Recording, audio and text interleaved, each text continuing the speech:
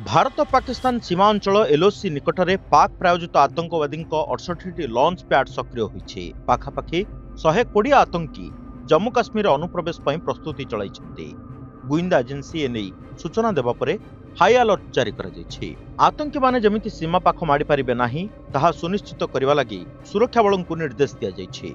आगामी किछि सप्ताह मध्यरे अनुप्रवेश लागि उद्यम बढ़ी पारे।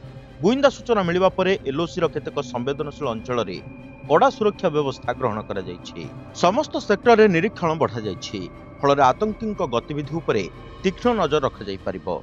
अधिकारी पक्षरु मिलिथिबा सूचना मुताबक पाकिस्तान समर्थित आतंकी को लगातार भाव एलओसी आड़कू पठा जाउछि, किंतु भारतीय सुरक्षा एजेंसी गुड़िक संपूर्ण प्रस्तुत अछंती। कौनसी प्रकार संदिग्ध कार्यकलाप देखिले तुरंत कार्यानुष्ठान पई निर्देश दिया जाइछि। सीमारे वर्तमान night vision camera, drone, thermal sensor, ground sensor आदि सक्रिय करा जाइछि। पेट्रोलिंग वृद्धि पाइछि एवं अतिरिक्त जवान को मुतयन करा जाइछि।